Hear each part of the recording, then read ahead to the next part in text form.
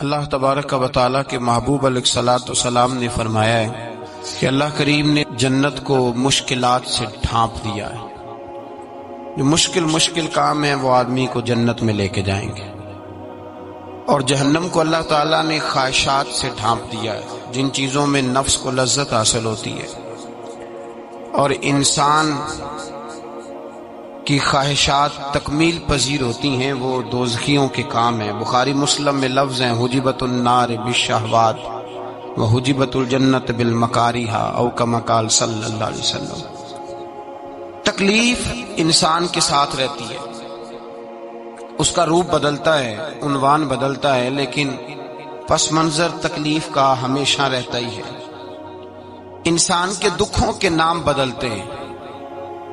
کبھی دکھ یہ ہوتا ہے کہ اولاد کوئی نہیں، اور ہونے کے بعد کبھی کبھی یہ دکھ بھی آ جاتا ہے کہ یہ تندرست کیوں نہیں، اور اگر اللہ تعالیٰ صحت دے دے تو پھر کبھی کبھی یہ پریشانی لاحق ہو جاتی ہے کہ یہ تعلیم کیوں نہیں حاصل کر پا رہے، اور اگر وہ سارا کچھ بن سور کے زندگی کامیاب گزارے، لیکن اپنی شادی کے بعد، اپنی دولت کے بعد، اپنی نوکری کے بعد اگر پلٹ کر باپ کی طرف نہ دیکھے اور رات کو واپس آئے ڈیوٹی سے تو ماں کے کمرے کے آگے سے چپکے سے گزر جائے، وہ جو تکلیف ہوتی ہے وہ سارے دکھوں سے زیادہ سخت ہوتی ہے۔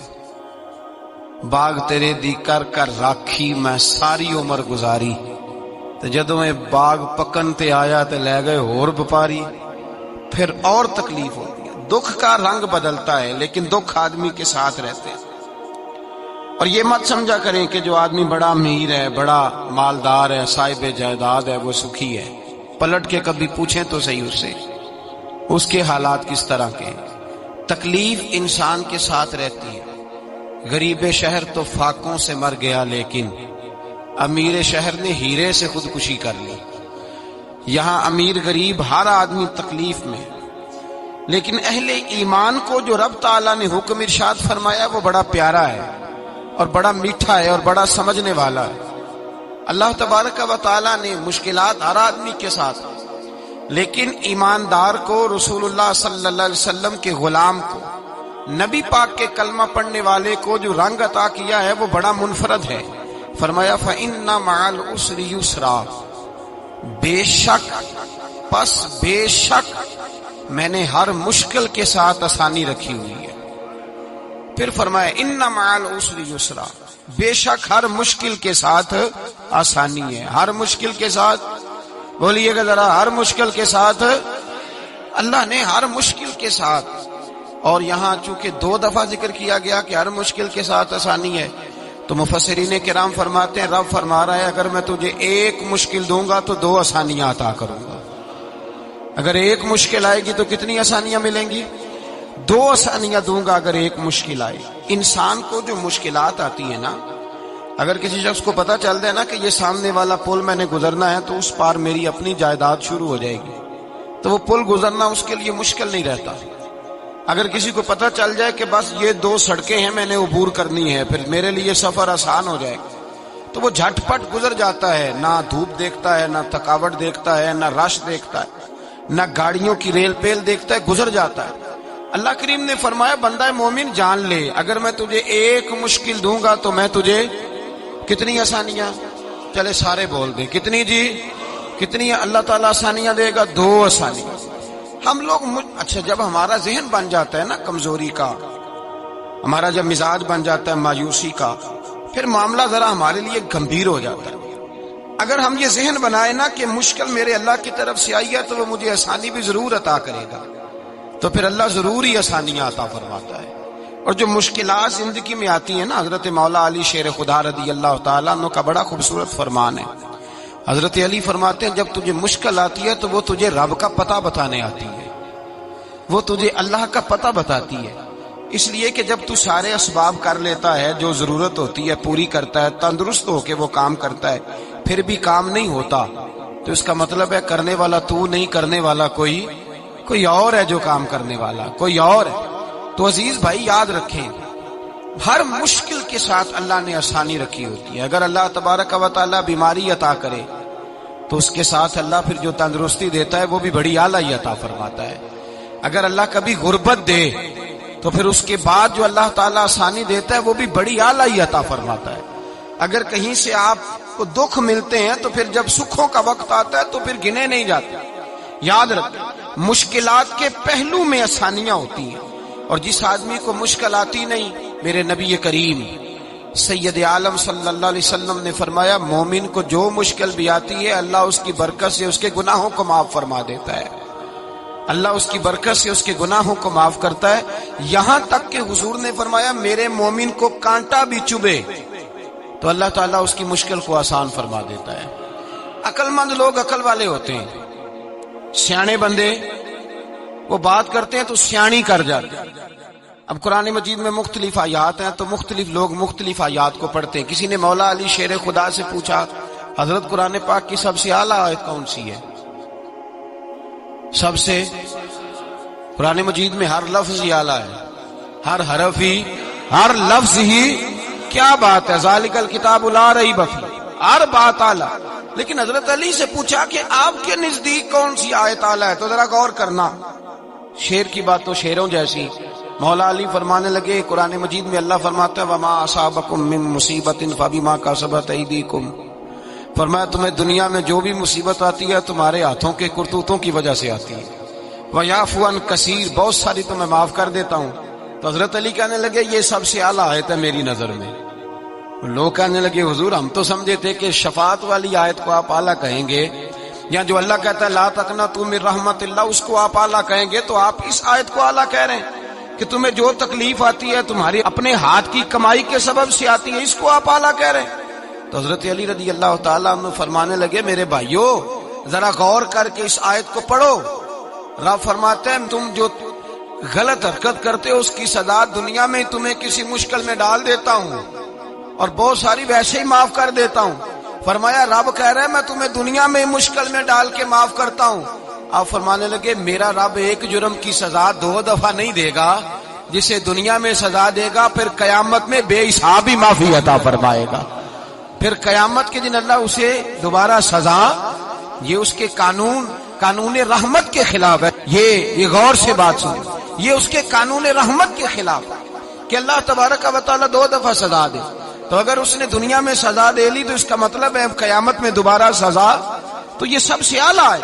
مصطفیٰ کریم علیہ السلام نے فرمایا مومن کو کانٹا بھی چبھتا ہے نا، کانٹا بھی. 2 بزرگ بیٹھے تھے، ایک حضرت احمد رحمت اللہ علیہ اور ایک حضرت شرف الدین منیری رحمت اللہ علیہ. تو حضرت شرف الدین منیری کہنے لگے کہ دوست اصل میں وہ ہوتا ہے جو دوست کی طرف سے آنے والی تکلیف پر صبر کرے. جو اللہ کی طرف سے آنے والی تکلیف پہ صبر کرے وہ اللہ کا محبوب ہوتا ہے. تو حضرت احمد فرمانے لگے نہیں مجھے تیری بات کی سمجھ کوئی نہیں آئی. صبر کرے وہ اللہ کا دوست ہے، مصیبت پہ صبر کرے. تو کہا جناب پھر اگر نہیں سمجھ آئی تو آپ بتا دیں اللہ کا دوست کون ہے. تو آپ فرمانے لگے جو محبوب کی طرف سے آنے والی مصیبت کو اس کا تحفہ سمجھ کے قبول کرے وہ اصل دوست ہوتا ہے. اس کا تحفہ سمجھ کے قبول کرے، اپنے رب کا تحفہ سمجھے، مالک کا تحفہ سمجھے کہ اس نے مجھے تحفہ دیا ہے، مجھے کسی مشکل میں ڈالا ہے. تو رب کریم بلا مثال و بلا تشبیہ سمجھانے کے لیے اللہ جب کسی کو مشکل میں ڈالتا ہے، کافروں کو تو اس نے موجیں کرائی ہوئی ہے، بڑی بڑی سہولتیں دی ہوئی ہیں، مشکل میں ڈب بھی ڈالتا ہے، اپنے نیک بندوں کو ہی ڈالتا ہے. نمرود اور فرعون کے پیروں میں کانٹا بھی نہیں چبھتا، ان کو تکلیف نہیں آتی. تکلیف کسے آتی تھی؟ اللہ کے نیک بندوں کو تکلیف آتی تھی. حضرت رابعہ بصریہ جب تک زندہ رہی تب تک بیمار رہی. جس دن طبیعت ٹھیک ہوتی تو کہتی اے اللہ تو کہیں مجھ سے ناراض تو نہیں ہو گیا، تو کہیں ناراض تو نہیں مولا جب تو مجھے تکلیف دیتا ہے تو میں رو کے تیری عبادت کرتی، جب مجھے دکھ ہوتے ہیں تو میں سجدے میں تڑپتی، اور خدا بندہ اب تو میں سکھی ہوں، موج میں ہوں، مجھے رونا ہی نہیں آ رہا. تو خدا بندہ تو کہیں ناراض تو نہیں ہو گیا مجھ سے؟ دکھ تو اچھے ہوتے ہیں، دکھ تو پیارے ہوتے ہیں، اور دکھوں کے بعد جو اللہ آسانی دیتا ہے اس آسانی کا پھر کیا ہی کہنا. اس حضرت ایوب علی نبینا علیہ الصلوۃ والسلام بیمار رہے، 60 سال اللہ نے تندرستی دی. کتنے سال؟ بولے 60 سال غور کرنا بات پر، 60 سال علیل رہے، پھر بیمار ہو گئے، 18 سال ہو گئے بیمار ہوئے۔ زوجہ کہنے لگی دعا کر لیں آپ کو اللہ صحت دے دے۔ ہمیں اگر کوئی بندہ پوچھ لینا کہ بھائی کبھی کوئی خاص بات تو سناؤ، تو ہم جو ساری زندگی سکھ کے ساتھ سوئے ہوتے ہیں وہ بات نہیں سناتے، وہ جو ایک رات درد سے نیند نہیں آتی اس رات کا قصہ سناتے ہیں، کہتے ہیں وہ میرے الٹے دانت میں درد تھا تو میں ساری رات سو نہیں سکا۔ او بھائی جو ساری زندگی سویا ہے اس کا تو ذکر نہیں کر رہا، اور ایک رات جو تجھے نیند نہیں آ رہی، کسی سے پوچھا جائے، ڈاکٹر کہتے ہیں 360 ہڈیاں ہوتی ہیں وجود میں، کسی سے پوچھا جائے نا تیرا کیا حال ہے تو 359 ہڈیوں کا ذکر نہیں کرتا، جس گھٹنے میں درد ہے اس کا ذکر کرتا ہے، کہتا ہے یہ گھٹنے میں بڑی درد ہے۔ او بھائی باقی 359 ٹھیک ہے نا، ان کی بھی تو کوئی بات سنانا۔ حضرت رابعہ بصریہ رحمت اللہ علیہ کے پڑوس میں ایک نوجوان رہتا تھا، آپ کے پڑوس میں، تو وہ جب جو محلے میں بچے رہتے ہیں نا گاؤں میں، ان کا پتہ ہوتا ہے، پڑوسی تھا تو 34-35 سال نوجوان کی عمر ہو گئی، کبھی بیمار نہیں ہوا۔ ایک دن اس کی طبیعت علیل ہوئی، سر میں درد ہوا تو اس نے پٹی باندھ لی سرخ رنگ کی، باہر نکل کے آیا، حضرت رابعہ بصریہ علیہ رحمہ نے دیکھا تو فرمانے لگے بیٹے خیر ہے؟ لگا جی اماں جی سر میں بڑی درد ہے۔ آپ فرمانے لگے کتنی عمر ہو گئی؟ کہنے لگا 34-35 سال۔ فرمانے لگے پہلے تو کبھی درد نہیں نہ ہوئی؟ کہا نہیں اماں جی آج ہی ہوئی ہے۔ تو آپ فرمانے لگے 34 سال اللہ نے صحت دی ہے، تو نے شکر کی ایک پٹی بھی نہیں باندھی، اور آج درد ہوئی ہے تو شکوے کی پٹی تو نے فوراً ہی باندھ لی ہے، کوئی شکر کی پٹی بھی باندھنی چاہیے۔ حضرت ایوب 18 سال بیمار رہے، زوجہ کہنے لگی دعا کر لو، تو آپ فرمانے لگے بی بی سے کہ صحت کتنی دیر رہی؟ اس نے کہا 60 سال۔ تو آپ فرمانے لگے ذرا بیماری کو بھی 60 سال گزر لینے دو پھر دعا بھی کر لیں گے۔ یہ دعا کی، اللہ یہ لفظ کہے اللہ نے صحت دے دی، تندرستی آ گئی۔ ایک دن گھر میں بیٹھے بیٹھے زوجہ کہنے لگی کہ ایوب یہ بتاؤ دکھ اچھے کہ سکھ؟ آپ فرمانے لگے سارے دن ہی اللہ کے ہیں پر دکھ بڑے اچھے تھے، مجھ سے پوچھو تو دکھ بڑے اچھے تھے۔ کہا کس طرح؟ تو حضرت ایوب فرمانے لگے جب میں بیمار تھا تو 24 گھنٹے میں ایک دفعہ میرا رب میرا حال پوچھا کرتا تھا، ایک دفعہ میرا اللہ پوچھتا تھا ایوب تیرا حال کیا ہے؟ فرماتے ہیں 12 گھنٹے تو لذت ہی رہتی تھی کہ میرے رب نے میرا حال پوچھ لیا ہے، اور اگلے 12 گھنٹے میں انتظار کرتا تھا مالک حال دوبارہ کب پوچھے گا۔ فرمانے لگے اب صحت تو ہو گئی ہے پر اب میرا رب میرا حال تو نہیں نہ پوچھتا۔ بھائی مشکلات جو ہوتی ہیں وہ تو تجھے سجا دیتی ہیں، سوار دیتی ہیں، تجھے یاد آتا ہے کوئی اپنا، جب تجھے درد ہوتی ہے نا، تکلیف ہوتی ہے، پھر تیرا دل کرتا ہے کوئی کندھا ملے جہاں میں سر رکھ کے رہوں۔ پھر اسی لیے تو کسی درویش سے کسی نے پوچھا تھا اپنا کون ہوتا ہے؟ تو کہا جو تجھے دکھ کے وقت یاد آئے وہ تیرا اپنا ہے، جو تجھے عین آزمائش کے وقت یاد آئے اور تجھے اس کا نمبر فوراً تیرے موبائل پہ چلنے لگے وہ تیرا اپنا سجن ہے، جس کو تو دکھ کے وقت یاد کرے۔ تو بھائی مشکلات کے بعد جو اللہ آسانی دیتا ہے، حضرت ابراہیم کو آگ میں بھی پھینکا گیا، حضرت ابراہیم علیہ السلام کو ستایا بھی گیا، نکالا بھی گیا، لیکن جب ان مشکلات سے گزرے تو میرا رب فرماتا ہے وَإِذِ ابْتَلَىٰ إِبْرَاهِيمَ رَبُّهُ بِكَلِمَاتٍ فَأَتَمَّهُنَّ قَالَ إِنِّي جَاعِلُكَ لِلنَّاسِ إِمَامًا۔ کہا جب ابراہیم پورے اترے تو پھر ہم نے انہیں امام بنا دیا۔ یا اللہ کس طرح کی امامت دی؟ فرمایا میں نے اتنی اعلیٰ شان عطا کی ہے کہ اپنے لاڈلے رسول کو جناب ابراہیم کی نسل میں پیدا فرما دیا ہے، میں نے مصطفیٰ کو ان کی نسل میں پیدا کر دیا، قیامت تک کے لیے ان کا وقار بڑھا دیا۔ اللہم صلی علی محمد وعلی آل محمد کما صلیت علی ابراہیم وعلی آل ابراہیم، ان کی عظمت بڑھا دی، اس لیے کہ جب وہ آزمائش سے گزر کر کے آئے، جو آسانی دی، میرے نبی پاک صلی اللہ علیہ وسلم نے دین ابراہیمی کی بہت ساری چیزوں کو رکھا، کہا میں ملت ابراہیمی پہ ہوں۔ جب کوئی مشکلات کو عبور کر کے آتا ہے، جب کوئی تکلیفیں سہ کر کے آتا ہے، اس کے لیے جو اجر ہوتا ہے، اس کے لیے جو پھر اللہ کتنی ذرا بڑی توجہ کیجئے گا۔ لوگ سمجھتے ہیں فلاں آدمی مشکل میں ہے تو شاید مشکل میں ہی رہے گا، فلاں آزمائش میں ہے تو شاید آج میرا اللہ فرماتا ہے ایک مشکل دے کے میں 2 آسانیاں بھی دوں گا۔ تم مشکل دیکھ رہے ہو، مشکل نہ دیکھو، وہ جو اس کو بعد میں آسانی آنے والی ہے، اور ڈبل جو میں اس پر نعمت کرنے والا ہوں اس کو دیکھو۔ حضرت یوسف کو بھائیوں نے کنویں میں ڈال دیا تھا، اور جب کنویں سے نکلے تو مصر کے بازاروں میں بکے، اور پھر زلیخا نے الزام لگایا تو حالات بگڑ گئے، حضرت یوسف کو جیل جانا پڑا، کتنی کٹھن زندگی تھی، لیکن میرے مالک کو کچھ اور ہی منظور تھا۔ کنویں میں گرنے والے، بازار میں بکنے والے، جیل میں جانے والے، الزام لینے والے جناب یوسف کو رب کریم نے اسی مصر کا بادشاہ بنا دیا، اللہ پاک نے اسی مصر کا حکمران بنا دیا۔ یاری تیری سونا پر ازمائشاں تیریاں اگ، اے سونا پرکھیا جاوند آئی پہلو نال اگاں دے لگ۔ اس کے لیے تھوڑا سا جتن کرنا پڑتا، تھوڑے کٹھن حالات سے گزرنا پڑتا، تھوڑی آزمائشوں کا روپ دیکھنا پڑتا۔ ہم چاہتے ہیں کہ ہمیں چھیڑے کوئی نہ کوئی تکلیف نہ آئے، کوئی آزمائش، یہ ہو نہیں سکتا میرے بھائی۔ نامی کوئی بغیر مشقت نہیں ہوا، 100 بار جب عقیق کٹا تب جا کر نگی ہوا۔ ہم چاہتے ہیں کہ ہمیں کچھ بھی دقت نہ آئے، مشکلات نہ آئے، اور مشکلات تو انسان کو سنوارتی ہیں بھائی، وہ تو نکھارتی ہیں۔ کبھی پوچھا کرو جا کر کے کسی گندم کے دانے سے کہ تو کہاں کہاں سے ہو کے آیا ہے، کہاں کہاں سے نکل کے آیا ہے، تو وہ بتلائے گا کہ بڑے مشکل مراحل سے گزرا ہوں، اور پھر اللہ نے مجھے طاقت دی ہے کہ میں انسان کے وجود کا حصہ بناؤں۔ تو بھائی کٹھن مراحل، آزمائشیں، تکلیفیں، یہ انسان کو بڑا انسان بنا دیتی، یہ اس کے لیے ترقیوں کا پیش خیمہ ہوتی۔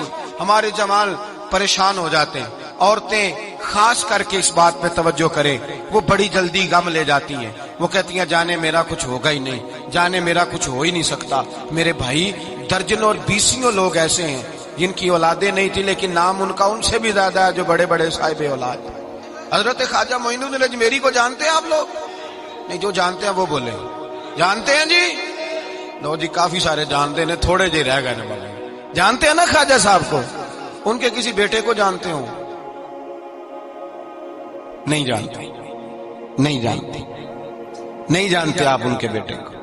حضرت خواجہ معین الدین اجمیری رحمت اللہ تعالی علیہ کے بیٹے کو نہیں جانتے، لیکن ویسے آپ ہندوستان میں کسی آدمی کو چھیڑ کے دیکھیں، وہ کہے گا میں خواجہ صاحب کا روحانی بیٹا ہوں، میں اولاد۔ حضرت غوث اعظم رضی اللہ تعالیٰ عنہ کی اولاد کو کم لوگ جانتے ہیں، لیکن آپ ویسے کسی کو پوچھ کے دیکھیں 11ویں والا پیر کون ہوتا ہے، ہر آدمی ہاتھ اٹھا کے بتائے گا خدا کے فضل سے ہم پر ہے سایہ غوث اعظم کا، ہمیں دونوں جہاں میں ہے سہارا غوث۔ لوگ جھوم کے بتلائیں۔ میرے بھائی یہاں لوگ پریشان ہو جاتے ہیں کہ اولاد ہوگی تو یہ ہوگا، فلاں ہوگا تو یہ ہوگا۔ بھائی ایسی کوئی بات نہیں، میرے پاس پیسے ہوتے تو میرا ابا بیماری سے فوت نہ ہوتا۔ جو مالدار ہوتے ہیں تو کیا وہ بچ جاتے ہیں؟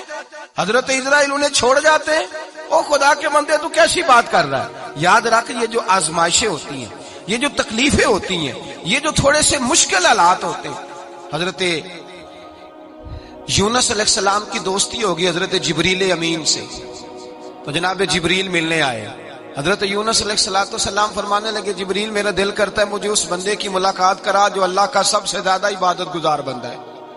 حضرت جبریل امین لے گئے دور دور فلسطین کے علاقے میں، اور لے جا کر ایک بندے سے ملاقات کرائی جس کی دونوں آنکھیں بھی کوئی نہیں تھی، دونوں بازو بھی کوئی نہیں تھی، دونوں پیر بھی کوئی نہیں تھے، اور اس بندے کی زبان پر لفظ بڑا کیا جاری تھے، یا اللہ تیرا شکر ہے، یا اللہ تیرا، بول کے کہیے یا اللہ تیرا، اے اللہ تیرا شکر ہے۔ شکر شکر کر رہا تھا۔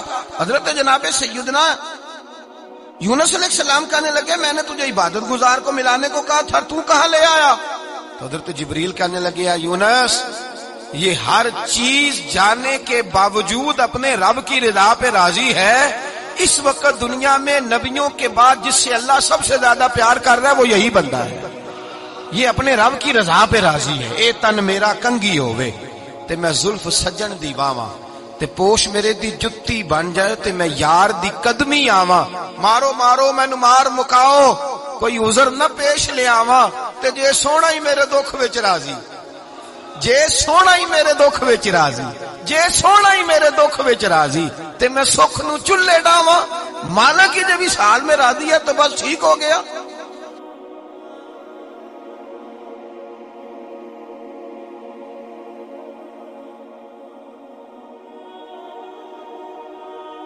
پھر جو آسانیاں ملی ان لوگوں کو تو ان کی قبروں تک آسانیاں ملی، پھر ان کو قیامت تک کے لیے آسانیاں ملی جنہوں نے مشکلات کو دیکھا۔